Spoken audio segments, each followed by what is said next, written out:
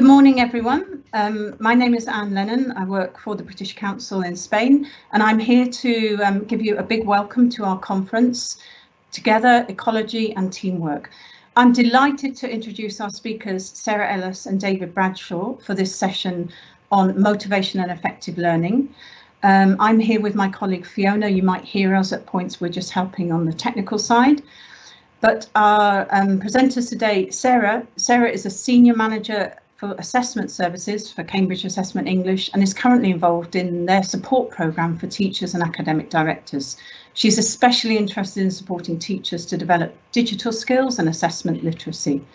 You will also meet our speaker, David, and David started working at Cambridge English 7 years ago after working as the head of modern languages in bilingual schools in Madrid. And he's published articles on classroom management issues and motivation and made many presentations at local and international conferences. So we're really looking forward to their talk. Before we start, just a tiny bit of housekeeping. So there is a Q&A available, questions and answers. And if you have got questions for the speakers, please just type them into the Q&A, and towards the end of the session, they will deal with as many as possible. You will get a link to the recording, so you can watch it again. If your connection breaks, the best thing is to go out and come back in. We can't really offer you any other help at that point. And we really hope you enjoy the session. So I'm going to hand over to David and Sarah. Okay, good morning. Can you hear me? Yeah, okay. It's always good if you can hear the speaker, I think. Well, thank you very much for coming along on a lovely Saturday morning, and let's hope that we can make it worthwhile. I'm really pleased to be presenting with Sarah, by the way, as well. She's someone I've worked with for a long time, and we don't have enough chance to work together. You'd like to say hello, Sarah? Yes, thanks, David. So good morning to everyone. Thank you very much for joining the session. And yes, it's my great pleasure to be here with David. So I'm actually based in Italy, so it's even more exciting that I can join you today. Yeah, it's just part of our international team of experts, Sarah. Okay, so what are we going to be looking at today? It says motivation on the tin, so we'd better talk about that. We're going to start by looking at different types of motivation and how they relate to engagement. So a little bit of theory there. And then we're going to take it into the classroom to look at how engagement is linked to language teaching and how we can promote engagement in language teaching. And then we'll actually have a look at what we can do in the classroom, sort of grassroots chalk face, talking about teaching and assessing very briefly. And then right at the end, we'll have a look at some materials and hopefully have a couple of minutes for your questions. So please put any questions you have in the Q&A box. If anything comes up during the course, which we can answer during the course of the talk, then I think Sarah's got visibility of the chat box. I unfortunately can't see it because I'm sharing the slides. So, okay, well, let's kick off and have a look at motivation and motivation to engagement. So what we're going to have a look at, first of all, is three types of motivation and how they develop and how they differ. I think the first and probably most basic form of motivation has been with us for millions of years, and that is basic struggle for survival.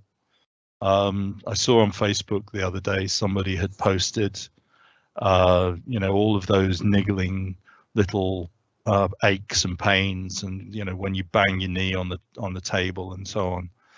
Strangely, all of those disappear when you see a mountain lion, and I think that's very much the first point of motivation. It's what's kept us alive for millions of years, just the need to survive. When we move away from that, of course, we still need motivation, although nothing's sort of life-threatening. And that's when we go into the carrot and the stick. Although given today's youngsters, it's probably the threat of eating carrots or the promise of being able to go out and play cricket afterwards if they want to. But at least, the carrot and the stick is what we usually see as motivation. But what we are really trying to achieve is something beyond the carrot and the stick, and that's linked to this gentleman.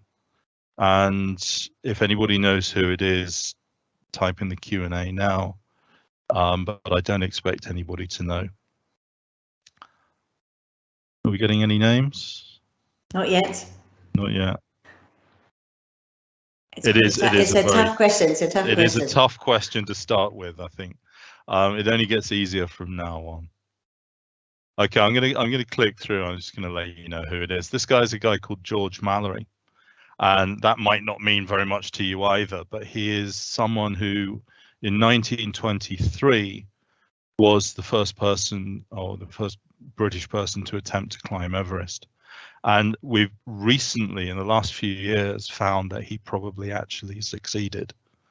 Unfortunately, he died on the mountain, and his body was missing for many, many years.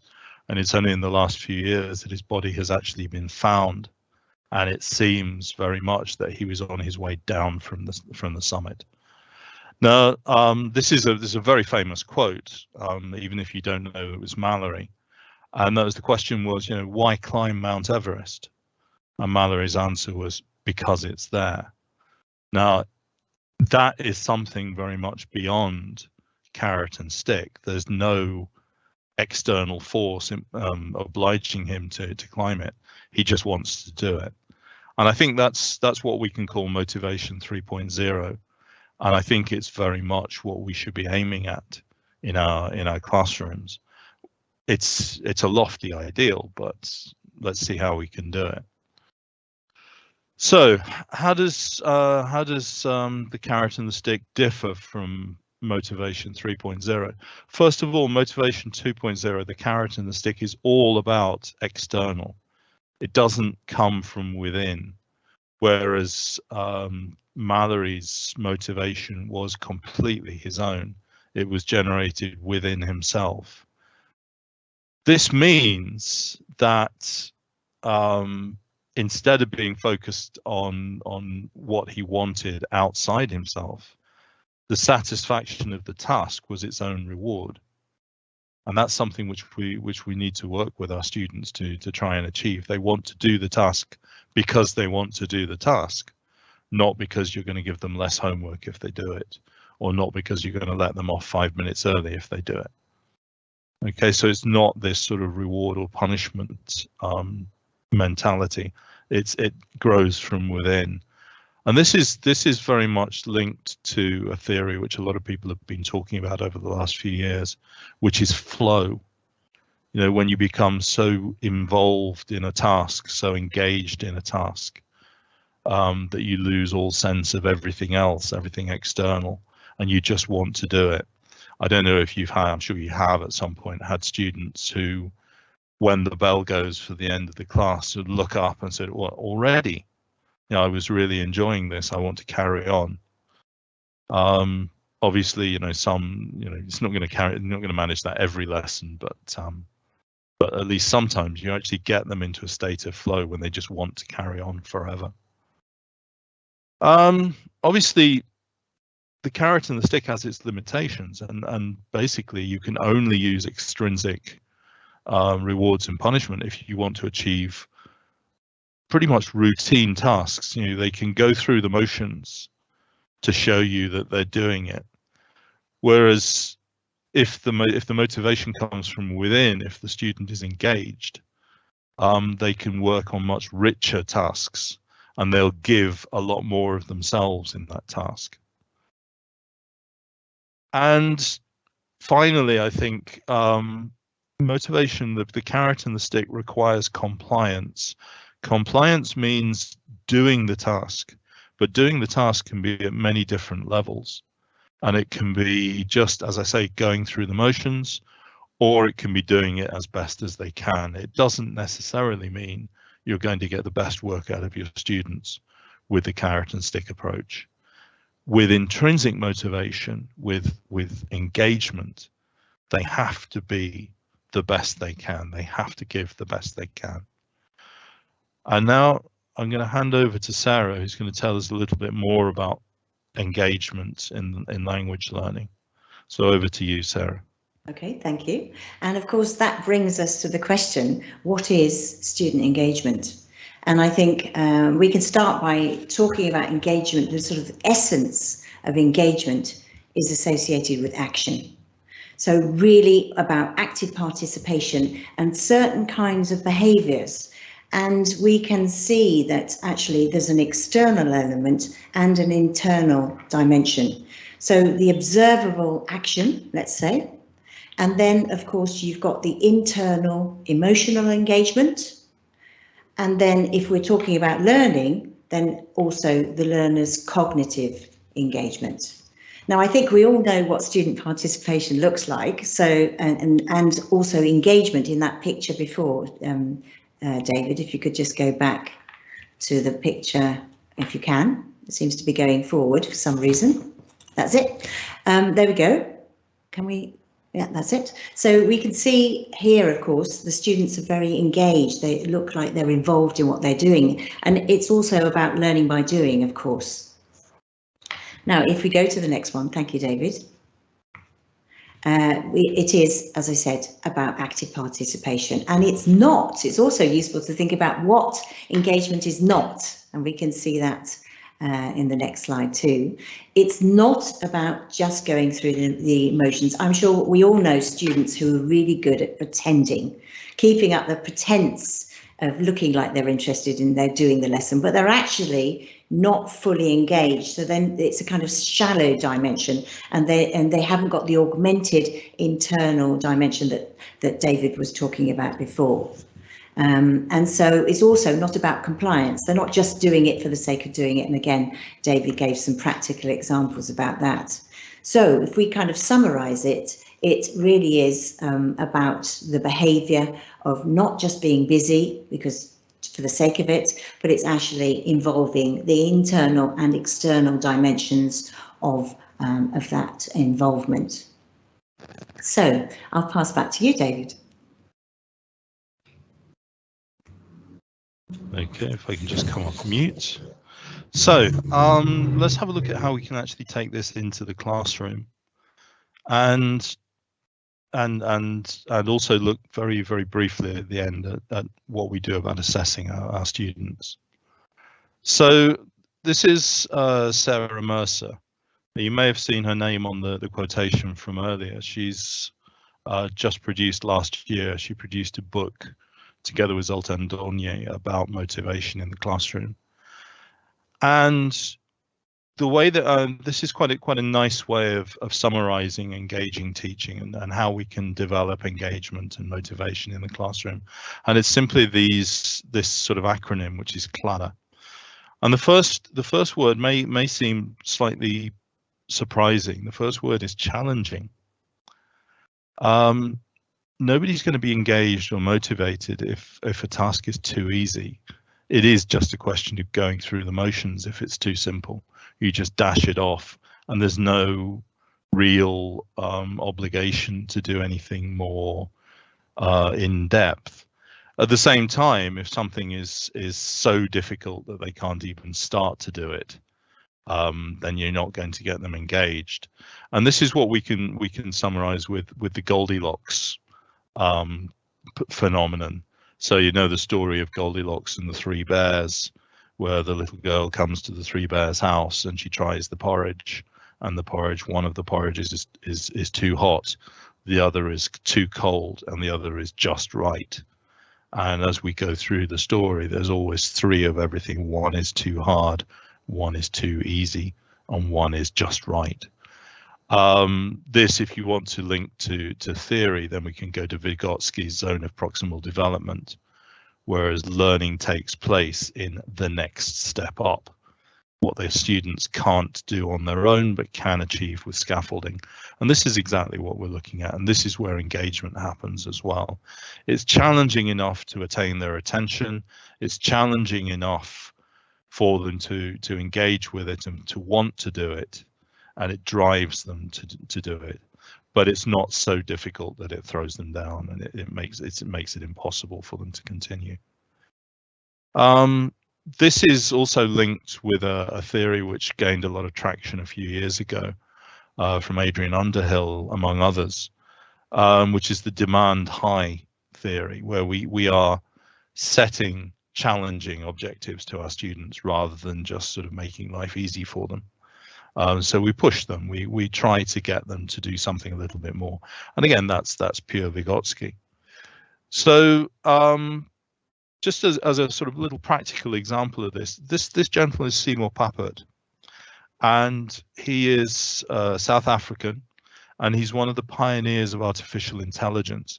And in 1968, he created a computer language called Logo, which is the sort of the basis of very early early sort of experiments in artificial intelligence. And he reported this when talking about his computer language. And he says a teacher heard one child using these words to describe the computer work. It's fun, it's hard, it's Logo.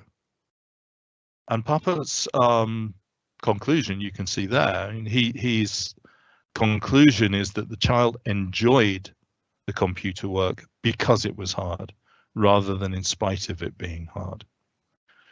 This is now being taken into the gamification sphere. And there's a lot of talk about gamification these days. And it's very much about this facing challenges. So it's almost challenge-based learning. Now, when I talk about gamification here, I'm not just talking about the sort of the Harry Potter arbitrary assignation of points for different activities, as you can see here from a famous language learning app. So the sort of the 10 points for Gryffindor being sort of proclaimed around because Harry's done something great. Gamification is much more than just giving points for things. It's much more than Classroom Dojo. It's much more than as I say, just sort of assigning points and people winning or losing according to their actions. Gamification in its strongest form, shall we say, is very much taking the mentality of games playing, and it's something which we can even call game-based learning. It's taking the mentality of game playing and transferring it to resolving challenges within the classroom. So what we're doing is we're breaking down the affective filter that the students have because they become engaged, they get caught up in the activity. But at the same time, they're not afraid to try something and fail and then go back and try again. The whole idea of game playing, to pass different screens or to pass through different levels, you have to find your way through the screen, as it were. And here you have to find your way through the challenge that you're applying. And once you find your way, and you may find your way on the second or third or fourth attempt, then you'll feel much stronger, and that's much more motivating, much more engaging than doing it once and getting it wrong and the teacher giving you the answer. This is something that I used to do in my classes when I was teaching. If my students did a reading comprehension or a listening comprehension, they would do it individually. I would then put them into groups to discuss and come up with a consensus of what the right answer was. When we went through the answers, if they got the answer correct, obviously I told them that it was correct. If they got the answer wrong, and they'd agreed on it, they talked about it already. If they got the answer wrong, I didn't give them the correct answer. They went back and talked about it. They went back to the text, or I played the recording again, and they had another go. So it was, the idea was that they didn't have to worry about failing the first time, but they had to improve. If you want to investigate game-based learning more, we've just started a collaboration with Minecraft.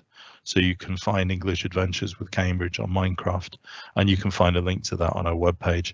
I think there is a Padlet available, and we will be uploading some links for this and other things that we mentioned through the talk later on. Okay. And now over to Sarah about learner-centered work. Yes, and of course, for learners to be engaged and to be active, it also helps if they're interested and they're enjoying what they're doing and feeling the right level of challenge, as we've heard from David before. And I think this is where we need to look at balancing choice and direction from the teacher and giving learners opportunities to choose whether that's the topic, whether that's the task, can of course heighten the levels of engagement. And of course, the more they're enjoying it, there's the sense of accomplishment of doing something that they like doing or they're interested in doing. And that is a very strong, powerful element of engagement. And there are some practical ways to do that. And one of the ones that I like to use is choice boards that we see here. This is just an example of a choice board for homework, but of course you can do them for all sorts of things. And this allows the teacher to provide a series of tasks or topics, and the students choose their way through the board. So they don't have to start with the first item, they can choose where and when. And for example, they might be given the instruction to do at least 3 activities. So they're choosing the ones that they're more interested in. We can code the activities by difficulty, and we'll see on the next slide in a moment an example of that. But we can also include different skills and different styles, so that again we're covering the material we want to cover, but the students involved in it, and it's not always directed by the teacher what you do first, what you do second, and that can be, of course, highlight the level of engagement. So here we have an example of, let's say, B2 or C1, possibly doing an exam preparation course. And we've got a point system with the colour coding. So if you want to do the hardest exercises, you get 3 points, and obviously 1 if it's the easier. And the only instruction you're given is that you must go from the left of the board, starting here with the difficult task, and you get to the other side of the board, choosing the activities, but the sum of the points needs to be 12. So we can see how this student has chosen the hard route using the 3-point activities, and they get to the end of the board through that. But of course it means that you've got different differentiation, and of course the student can choose an easier, let's say an easier route through the board, but still doing relevant activities. And of course you can change the rules to give variety. And as we see, keeping autonomy rich. David, did you want to add something to that? Yeah, I was just going to say there's just one proviso for this, and I'm sure we've all come across the student who's the perfect 10, and who has the name of being the perfect 10, has the reputation of being the perfect 10. You have to particularly watch these students when they're selecting activities themselves, because they may have a tendency to choose easier tasks which are not pushing them, because they know that they can get those 100% correct. It's just something you need to watch. You can let them do it sometimes, exactly, because otherwise you're breaking their ability to choose. But you do need to watch the fact that they may be underachieving, as it were, in order to boost their reputation for getting perfect 10s. Some people are just really scared of making mistakes or being seen to be getting something wrong. And I think that's something you need to think about within your classroom culture. Celebrate people getting things wrong because they're learning. Absolutely. If a student comes to me with a 10 at the beginning of the year, I'm not teaching them anything. They're not learning anything, so they're wasting their time and mine. So we need to get into their mentality that it's okay to get things wrong. It's good to get things wrong. Absolutely. Because that way they'll see something else. And it's trying to think different things out, different routes. Yeah. They might talk about the experience of the different routes as well. And certainly you wouldn't do this all the time, but it's just one of the tools that you can offer your students. And of course they can design the choice board too, depending on the level of the student, of course. So moving on to the next one. We're going to talk about active learning, aren't we? Yes, we're going to talk about active learning. I couldn't remember there for a moment whether it was me or you, actually. Sorry about that. Okay. If something is going to be engaging, it's got to be active. The students have actually got to be doing things. There's nothing worse than sitting and listening to a lecture, as I'm sure you're beginning to find out. We need to get our students doing things. We need to get them physically and mentally involved in their learning. And actually what you'll find is that while they're doing the activity, the learning is happening. It's not as if the learning is foregrounded. The learning actually happens in the background while they're doing things, and they learn things in order to do things. So this is where project-based learning, for example, is extremely important. They need to be finding out about things. We may need to start linking activities. So I know that while we were in confinement, in lockdown, there was a lot of talk about teaching online. And one of the things I looked at when I was working with teachers last year and the year before was actually the linking together of a series of activities along a single topic in order to give reading and listening and speaking and writing practice, but also to engage them using interesting topics which they could be interested in. This was I think this is very 1990s, unfortunately, when we talk about the web quest. I think some of you may be old enough to remember doing web quests, where you give them a series of web pages where they can go to find out information and achieve the information that they need to complete the task. It doesn't have to be a web quest. It can be just go off and look in the library. It can be Google this and then find out this, and this. It can be all sorts of things. The language which you're actually using is actually happening in the background. They're language learning while they're doing something else. And this is very much linked to, for example, the CLIL approach. So it doesn't have to happen in the English classroom. It can happen in the science classroom. It can happen in the arts classroom. It can happen in the gym with the physical education teacher. It can happen all over the place. But what we're finding is as they're doing something, and that doing something is meaningful to them and is interesting to them, they're developing their language use. Okay.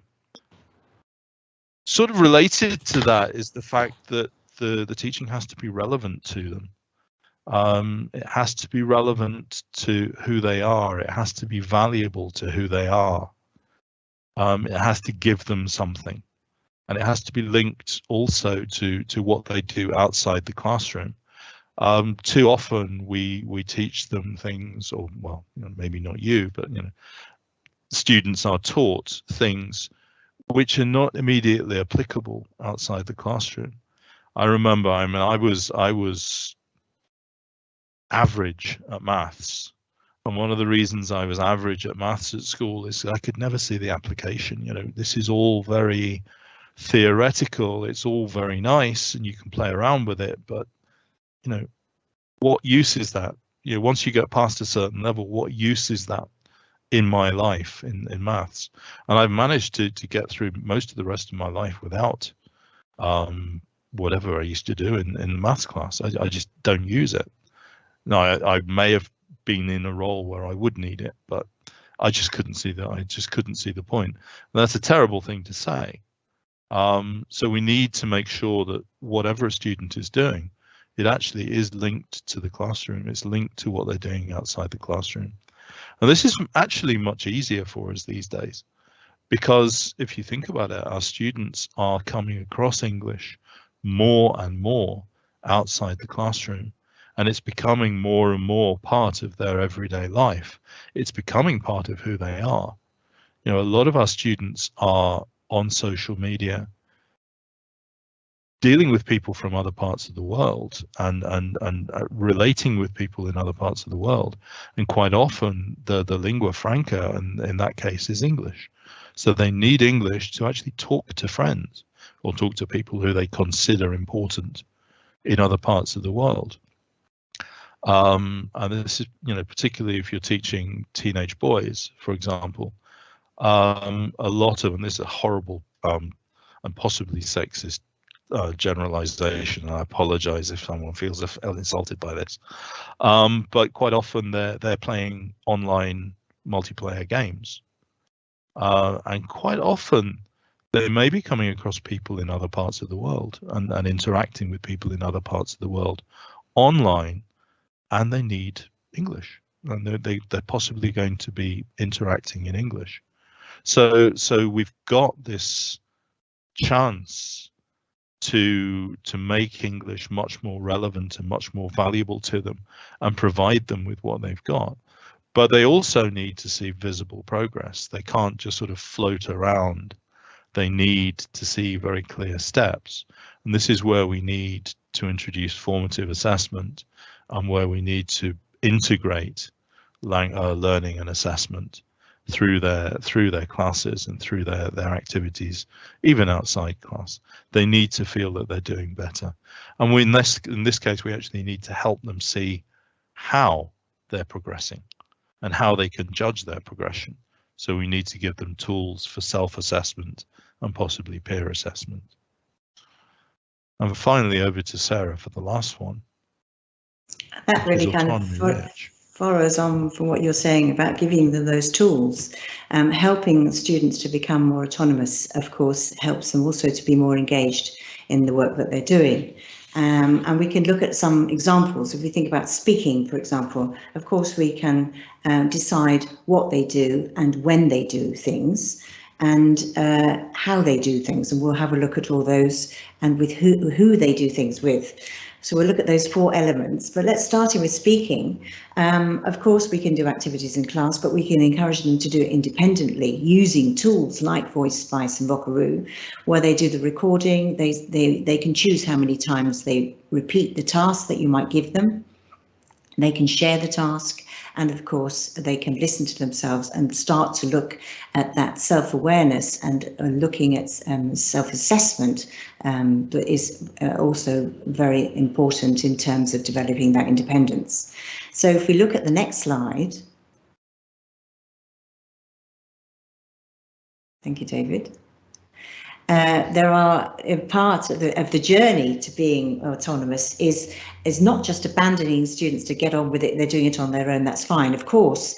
And the teacher's role is to scaffold tasks and help them on that journey towards independence, showing them strategies and giving them tools which will help them engage in their own self-assessment. And I'll just show you a few examples in a moment, but making them more aware of what they can do for themselves and not be so dependent on the teacher, of course. And within that, also helping them to be aware of their own progress. And there are practical ways that we can do that. One of the ways we can see here on the next slide are taken from a series of I think it's just appearing, a series of self-study, if you like, lesson plans, but they're actually designed for students. They look like lesson plans, but they're actually student-friendly, giving a series of activities. So if you like, it's providing that scaffolding to help the students build that confidence, but to have some kind of direction. And you can download these from the website. We'll make sure that we include them in the links that we provide. So encouraging you to work independently, but also working with other students. And David will come back to that in a moment. If we look at a task from B2 speaking from one of these study plans, you can see that the actual task, and you will find this task there, is encouraging the students after they've done the comparison of the 2 photographs to listen to the recording of themselves, to share it perhaps with a study buddy, and of course to look at, and it guides them what to look for. So there's some kind of growth to enable them to have that satisfaction of actually being able to see that progress and have the tools to measure it. And there is a lesson plan, again, if you click, David, you'll see with we can see that, which takes the students through that, and again, specifically related to this particular task. I think you can see it. Can you see it, David? Is it clicking? Yes. Yeah. Sorry, I dropped off there for a moment. Okay. Are you back?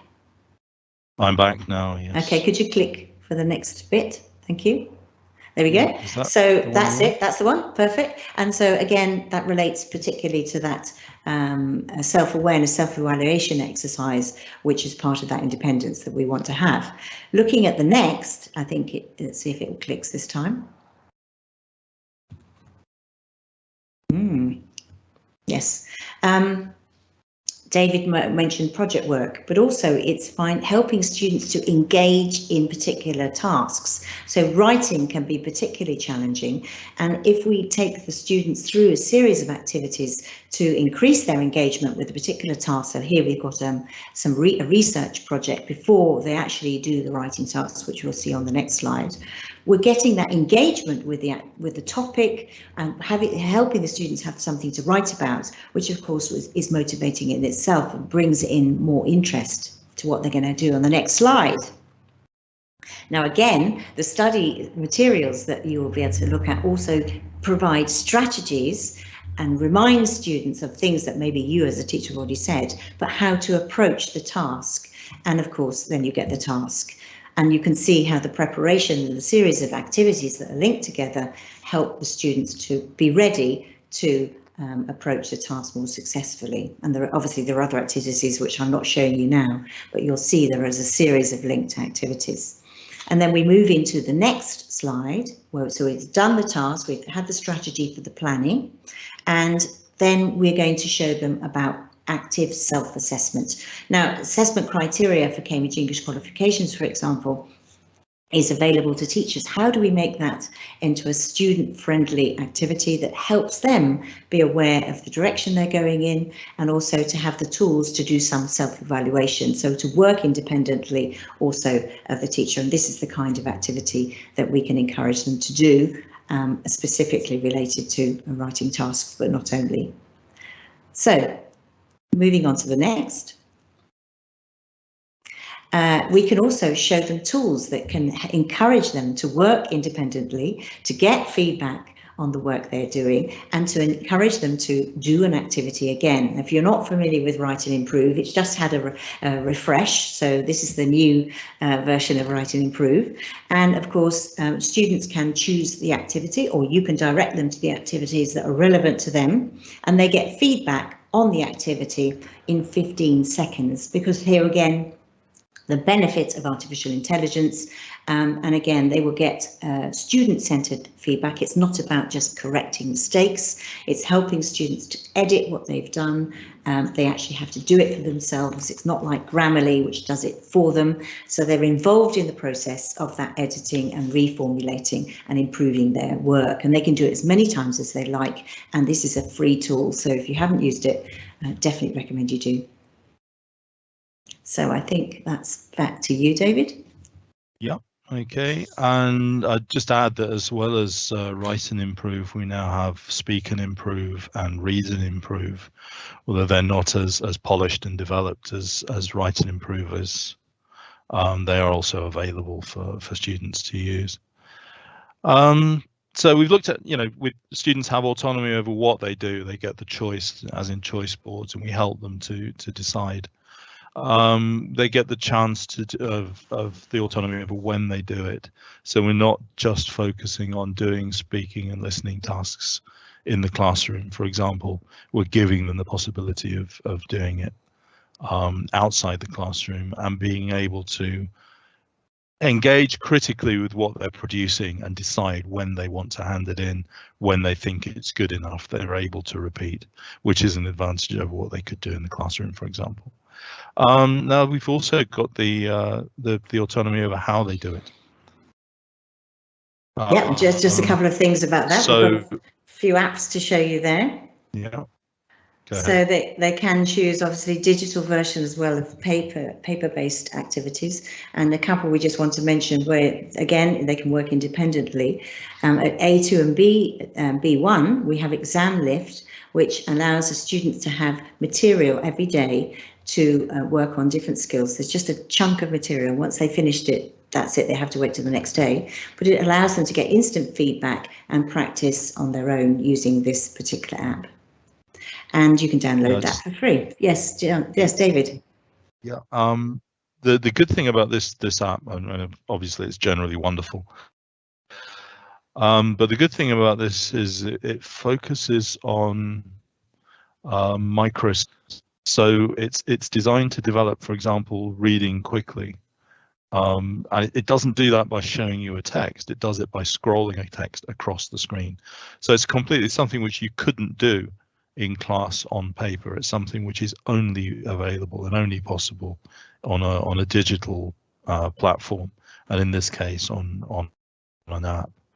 And of course, Sorry, of course, it's introducing elements of gamification that you mentioned before, and looking at the higher levels. There's now something called Test and Train, which has become well, Seed 1 is coming very soon. It's available as a standalone version, so students can do activities, again, skills-based, also for exam preparation, and it's also available in conjunction with the course books that you see below. So it gives more variety, and of course it's allowing students the opportunity to work independently and have some choice in how they're working. David. Okay, and finally, students can get to choose who they work with, who they do the tasks with. They can do them on their own, but they can work together. So, for example, we can, if we're preparing speaking, for example, writing, for example, and we give them for this writing task, they can go away, they can plan it themselves, and they can write it themselves. But we can also make the planning stage interactive, and we can do that simply by setting up a Padlet. So if we've got the question, what makes you laugh? Just a couple of sentences for homework. You can do it wherever you want. You can do it on the bus coming in the morning, whatever. And you just drop in, what makes you laugh? Who do you find funny? What do you find funny?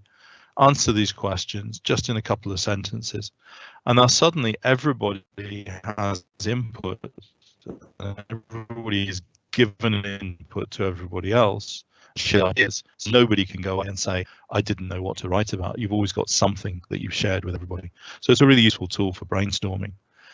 We can take that a step further, and we can actually write the text itself using Google Docs, for example.